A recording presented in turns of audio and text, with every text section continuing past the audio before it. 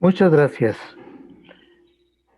Pues ya de alguna manera han estado agradeciendo tanto a Laru como ahora la nueva dirección de reflexión interdisciplinaria. Muchas gracias a ustedes por estar aquí también. Yo voy a abordar el suicidio desde dos maneras. Primero, viendo lo que es el suicidio y después su relación o la relación que tiene que ver con el duelo, de alguna manera, ¿no? El duelo ciertamente pensado para los sobrevivientes o para la gente, los que le sobreviven al suicida, ciertamente, ¿no? Para ello es necesario primero delimitar lo que es suicidio. Nos recuerda Fernando Quintanar en su libro Comportamiento Suicida del 2007, que considera el suicidio, el suicidio es consecuencia de una serie de factores sociales, demográficos, ambientales, económicos, psicológicos, históricos e incluso psicológicos, que se manifiestan y agrupan tanto en lo colectivo de una sociedad como en las expresiones individuales de cada uno de sus integrantes. Como vemos, de alguna manera se toma distancia de lo que, de la idea que se tenía sobre el suicidio, de que es el acto del que se mata a sí mismo. Esta idea estuvo presente desde 1762 y reducía ciertamente el acto del suicidio como consecuencia del individuo y descartaba todo tipo de implicaciones como sociales o comunitarias que acabamos de recordar. Ciertamente una persona tiene toda la libertad de quitarse la vida o de decidir cómo va a morir o cómo quiere morir, pero estamos hablando de otra cosa, ¿no? Que estaríamos hablando en torno a lo que es la libertad del ser humano, pero que ya tendríamos que meternos a otros ámbitos. De hecho, el suicidio se había considerado como una enfermedad. Así lo trataban desde la psiquiatría. La consideraban como un caso clínico, pero Durkheim llamó la atención de que no se reducía a eso, sino que había implicaciones directa o indirectamente sociales y comunitarias.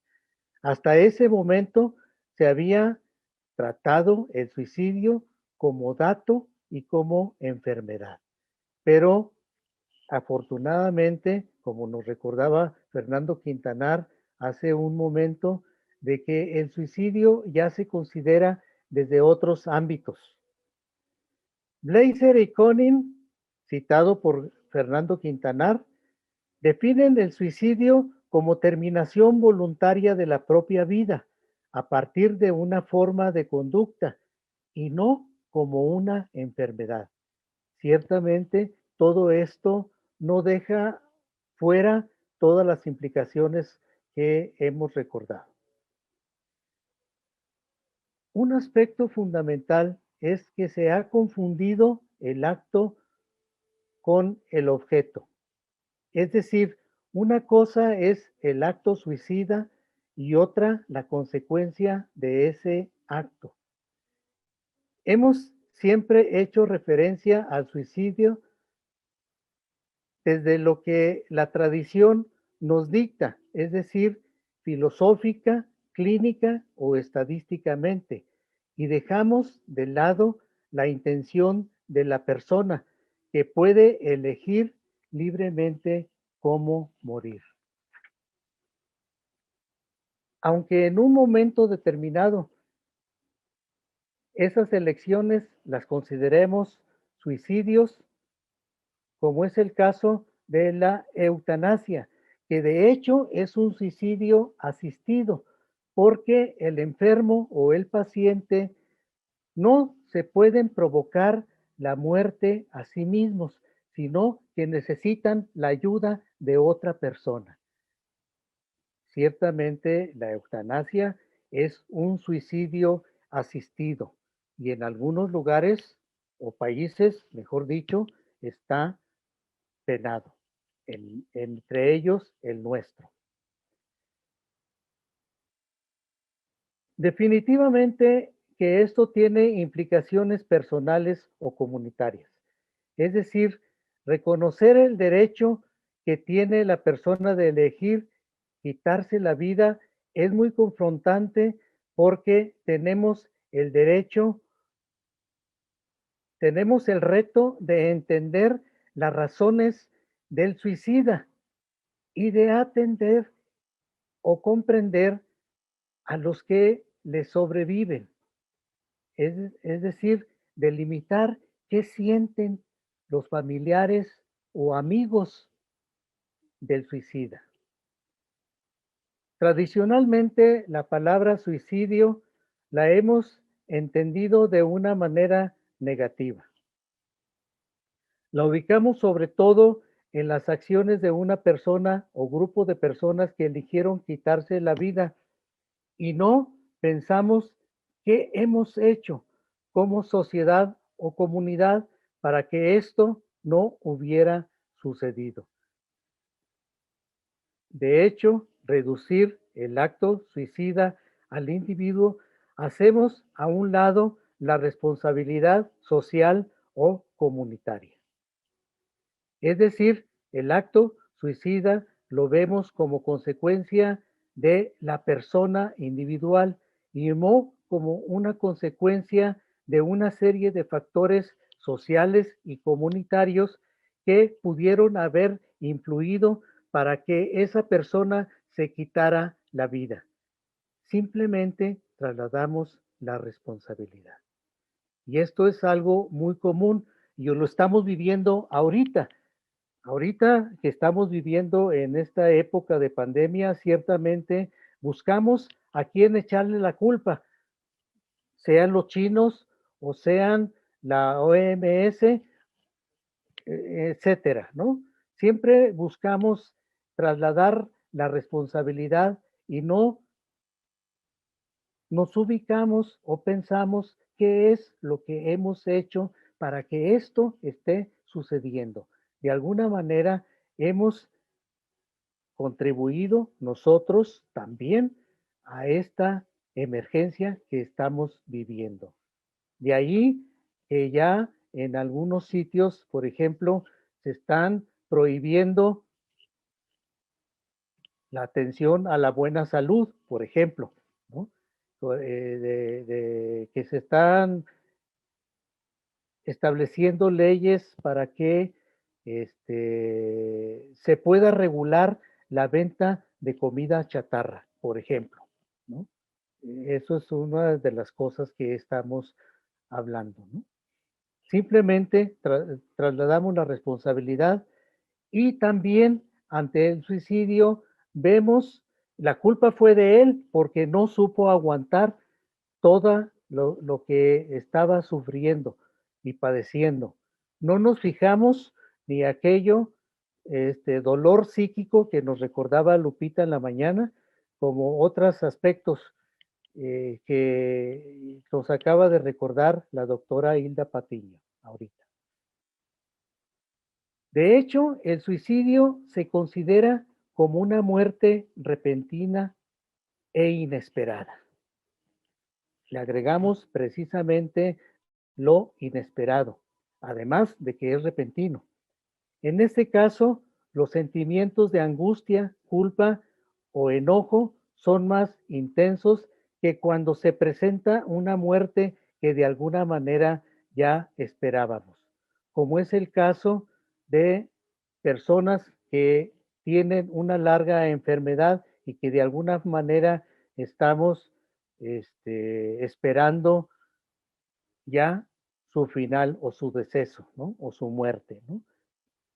Ciertamente Es distinto en el caso del suicidio, que es como una muerte repentina, además de inesperada. Porque en el acontecimiento inesperado no se da una despedida, que es el ritual necesario en todo proceso de duelo. No hay despedida, que como es en el caso que nos ponía la doctora Hilda Patiño, de esta persona que se fue a trabajar a Monterrey. No hubo un ritual de despedida, simplemente la persona ya faltó, como dicen en mi rancho, ¿no?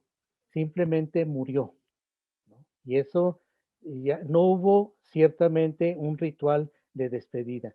Y ahí eso es necesario para poder manejar en un momento determinado el proceso del duelo. En cambio, se tiene la noticia de una manera inesperada, lo que provoca un fuerte choque emocional que causa asombro y sorpresa. En cierta forma se empieza a experimentar una cierta culpa por el acontecimiento y se piensa si se tuvo algo que ver en su relación con la persona que se suicidó. Puede presentarse también desesperación, enojo, depresión, que puede poner en riesgo en un momento determinado a alguno de los sobrevivientes. De hecho, este tipo de acontecimientos pueden poner en cierto aspecto en duda nuestro sentido de vida y sistema de creencias y valores que tenemos. Por ejemplo, uno de los aspectos en los que se piensa de la persona que cometió el acto suicida es preguntarse por el sufrimiento, no solamente por el sufrimiento que venía padeciendo la persona que se suicidó o que consumó el suicidio, sino preguntarse precisamente cómo fue el instante de su muerte, si sufrió al morir o no, cuáles fueron sus pensamientos antes de morir. Los amigos y familiares, ciertamente, se preguntan constantemente si en el momento de su muerte experimentó dolor y angustia, es decir, cómo fue su muerte. En los que le sobreviven se pueden presentar pensamientos que ponen en cuestión la estabilidad de su mundo, es decir, lo creían perfecto o seguro, todo estaba bien hasta ese acontecimiento inesperado. Ante ello, se ha perdido toda certeza y confianza en el mundo en el que se sentían a gusto. Este ha cambiado bruscamente y el reto que tienen ahora es reorganizarse y adaptarse a esa nueva realidad en donde, por cierto, el fallecido ya no está. Y eso es una realidad muy fuertemente. El suicidio, además de lo inesperado, lleva a los familiares y amigos a experimentar una cierta culpa, enojo y vergüenza. Las preguntas que pueden surgir son: ¿cómo no me di cuenta? ¿O cómo no lo pude evitar? ¿Por qué lo hizo? ¿Cómo puedo hablar de ello a otras personas? Recordemos que dentro de la cultura occidental, que tiene la impronta cristiana, ciertamente el suicidio era mal visto, era y es pecado. Cuando esto sucedía, se apresuraban a sepultar al fallecido lo más rápido posible. Todavía en la actualidad esto está sucediendo. Hasta hace tiempo se le negaba la sepultura cristiana y cualquier otro tipo de duelo y oraciones o misas. Es decir, no se permitía ningún ritual religioso. Incluso llegaban, recuerda Philip Aries en uno de sus libros, eh, que se le negaba simplemente la sepultura y se abandonaba el cuerpo ahí hasta esperar hasta que se descompusiera. Ciertamente, esto era injusto. Todavía ahorita, con ciertas reservas, se sepulta en los panteones, porque anteriormente el panteón todavía lo consideramos camposanto.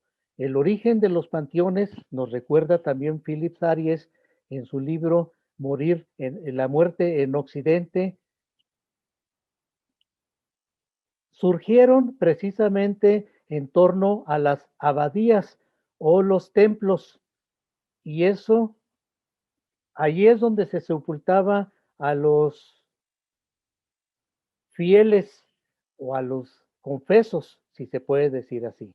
Y entonces eran un lugar reservado para los bautizados o para los que morían, vamos a decirlo así, de muerte natural. Por eso eran camposantos. Además de esto, de este aspecto de creencias o religiosos, se consideraba también que era mal visto, no se aceptaba tan fácilmente, se estigmatizaba a las personas, a las familiares o amigos del suicida.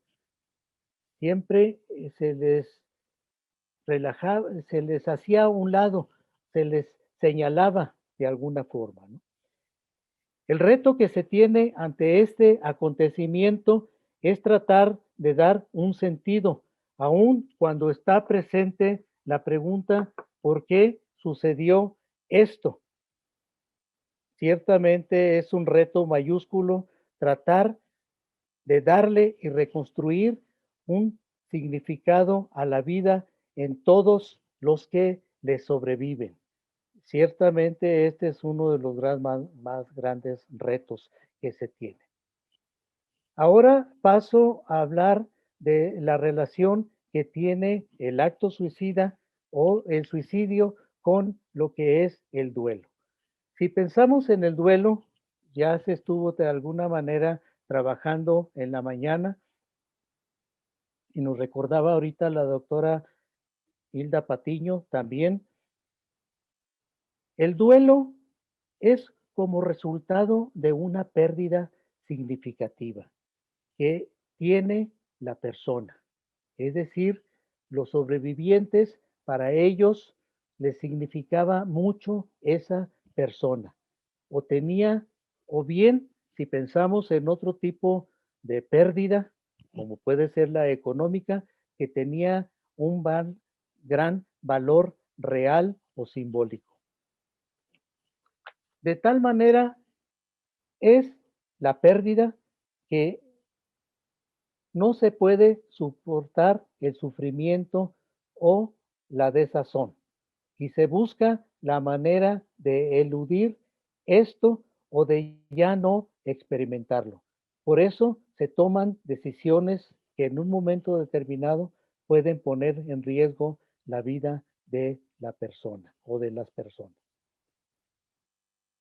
Por esto hay que estar muy atentos a lo que se considera condiciones de riesgo y los detonantes o precipitantes del suicidio. Fernando Quintanar nos recuerda precisamente esto y le llama los factores condicionantes que son de alguna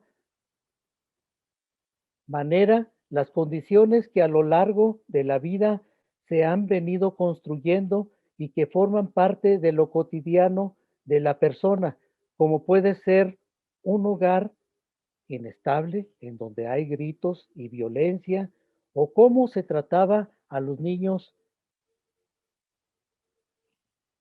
en su momento, ¿no? A la persona en su niñez o adolescencia. Si se siente menospreciado, él mismo no se va a apreciar o valorar lo suficiente. Es decir, tiene poca resiliencia. Ya nos recordaba la doctora Patiño precisamente de que esto es muy importante, el fomento de las actitudes o de los sentimientos o de las socioemocionales, la atención socioemocional en los niños para que puedan tener o construir un momento determinado una buena resiliencia. Es decir, la persona suicida tiene pocas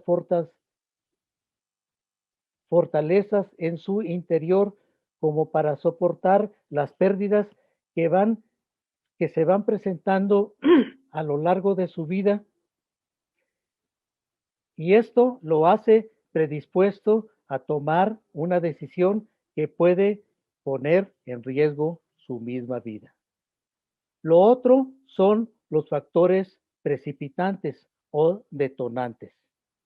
Considera Quintanar que son las condiciones que en un momento dado llevan al acto suicida o al suicidio consumado. Es decir, situaciones que le llevan a experimentar que no puede manejar o soportar. Además de las condiciones de posibilidad que están presentes en su entorno, como puede ser un arma, un cuchillo, un cúter, una soga, pesticida, en fin, todo aquello de lo que la persona en un momento determinado pueda echar mano para consumar su acto. De los factores precipitantes es importante resaltar algunos que nos recuerda el doctor Reyes Subiría en su libro Suicidio, que considera algunas condiciones que pueden inducir al suicidio. Uno de ellos es el problema sexual. Ciertamente, esto es algo muy delimitado que puede en un momento determinado llevar a tomar la decisión a la persona. Las relaciones padre-madre, sobre todo cuando uno de los dos le impuso su personalidad. También esto es un factor de riesgo. Un yo débil, en algunos incluso una psicosis declarada. Problemas de adicción, fuerte desesperanza en momentos claves de la vida del suicidio, es decir, una falta de resiliencia. Por ejemplo, otro factor puede ser presentimiento de la propia muerte. Es decir, de alguna manera, el anuncio y provocación. Se piensa tanto en ello que termina por hacerse realidad, que ese es otro de los factores precipitantes. Si estos aspectos coinciden en un proceso de duelo ante una pérdida significativa que a la persona le lleva a experimentar dolor, lástima, aflicción o resentimiento, ciertamente esto puede llevar a una situación y a un momento determinado a la decisión de la persona. Yo conocí a una persona, una mujer, que había perdido a su hijo y ella tuvo 2 intentos de suicidio. Lo único que decía era que quería dejar de sufrir.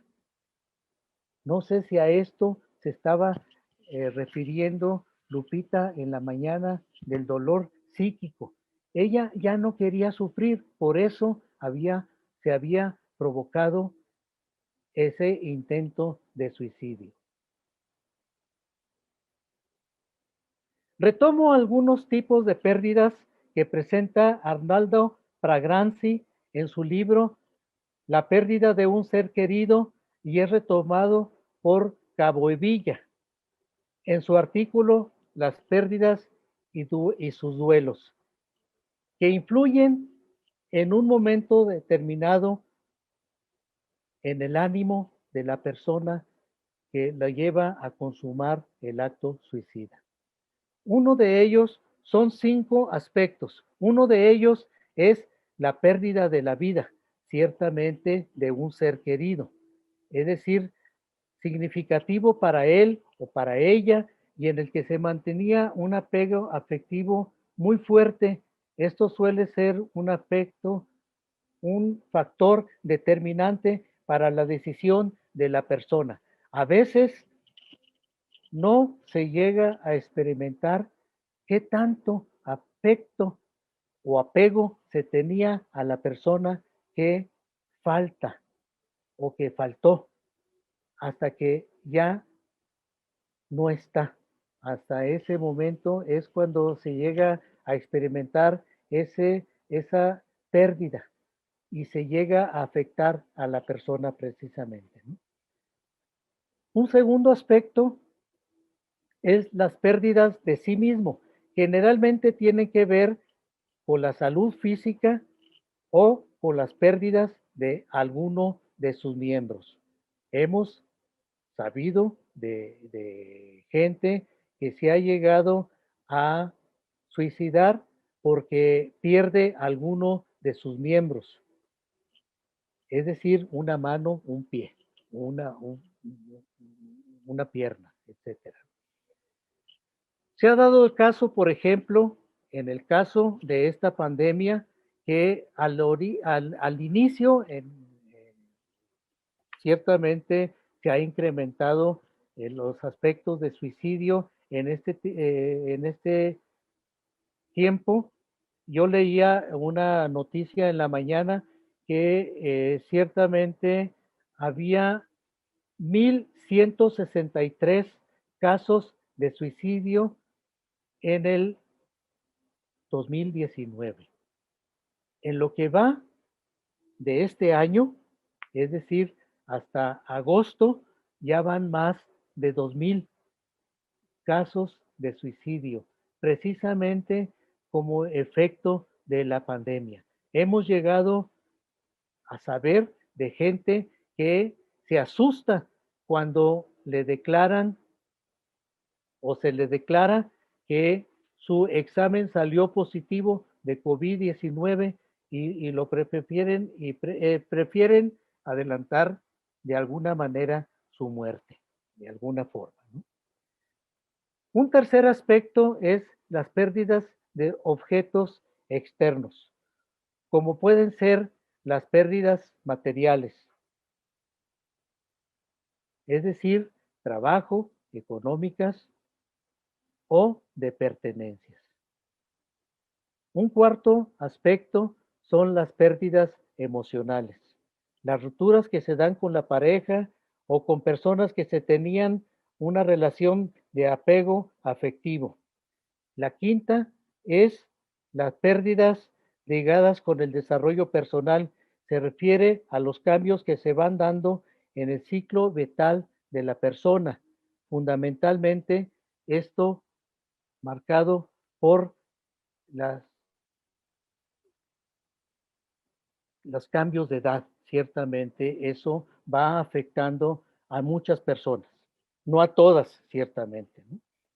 Atendiendo al tipo del duelo que se hace presente ante el suicidio, pensando sobre todo en los que sufren la pérdida, es decir, los que le sobreviven, se pueden considerar un duelo por pérdidas inesperadas o repentinas, porque ninguno de los familiares o amigos esperaban un desenlace así. Y esto es riesgoso porque ante una muerte súbita o inesperada se pueden presentar los siguientes factores o precipitantes.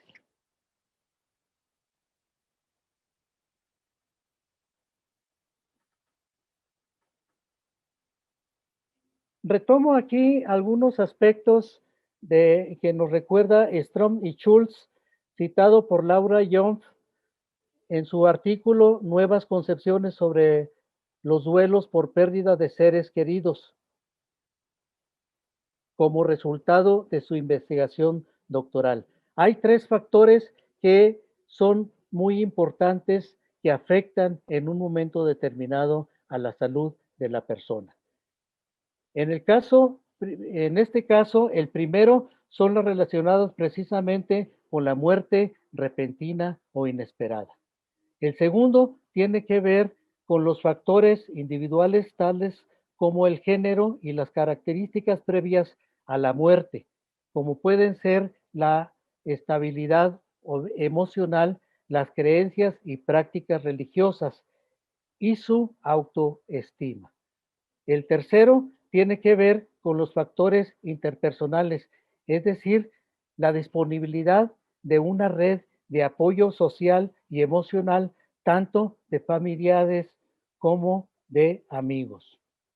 Todo esto tiene que ver con la relación con el duelo. Sobre todo, yo propongo ciertos aspectos para el tratamiento del duelo, sobre todo a los sobrevivientes, que en un momento determinado tienen que trabajar y manejar su duelo. Retomo el aspecto de William Gordon. En su libro Tratamiento del duelo ante la pérdida significativa, considera que hay que realizar ciertas tareas que se deben hacer para recuperar la estabilidad emocional y física en la vida. Considera que el duelo es un proceso, se vive toda la vida, no durante un tiempo. Y esto es un mito que tenemos también en torno al proceso del duelo. El duelo es toda la vida, no termina nunca. Se maneja, se lleva a tomar cierta actitud ante él, pero no termina el duelo.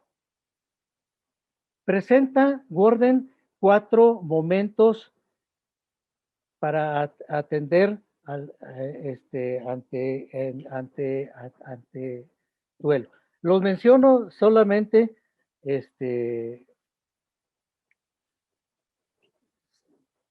primero de ellos es aceptar la realidad de la pérdida, es decir, de alguna manera es saber que el fallecido ya no está, ciertamente, ¿no? Y eso se dice muy fácilmente, pero a veces no solamente racionalmente se lleva a decir, sino que se tiene que manejar emocionalmente. Trabajar las emociones y el dolor de la pérdida. Ciertamente este es el segundo momento en el que hay que trabajar las emociones, qué se siente ante el dolor y la pérdida de esta persona que falleció o que se quitó la vida. Tercero, adaptarse a un medio en el que fallecido ya no está, está ausente, sobre todo si pensamos en el momento de un padre o una madre, un esposo, una pareja, que tienen que hacerse relaciones en torno a lo que asumir de alguna forma la responsabilidad que el fallecido tenía. Este es el momento, en este tercer momento que va muy unido al cuarto momento, es de saber poner en un lugar privilegiado a su ser querido sin olvidarlo. De hecho, su recuerdo está presente. El duelo no termina, pero se vive de manera diferente. Este es precisamente el cuarto modelo. Recolocar emocionalmente al fallecido y continuar viviendo. Esto no impide definitivamente en un momento determinado, porque la vida continúa, hay que seguir viviendo y hay que establecer nuevas relaciones. Por eso se tiene que manejar en un cierto momento a nuestro ser querido en un lugar privilegiado. Termino con esto. Se puede en un momento trabajar el duelo ante el suicidio considerándolo como una muerte repentina o inesperada, si se trata de abordar las emociones y sentimientos que se experimentan desde el esquema propuesto. Es solo el comienzo de una nueva vida con nuevos significados. Lo que el duelo y el dolor que experimentamos ante la muerte de nuestro ser querido es solamente un indicador del amor y cariño que teníamos por la persona fallecida. Lo otro que nos recuerda el fallecimiento de nuestro ser querido es la muerte nuestra y nos confronta irremediablemente ante el misterio de la vida, la muerte, la libertad y el significado de la vida, como nos recuerda Irving Yalom. Muchas gracias.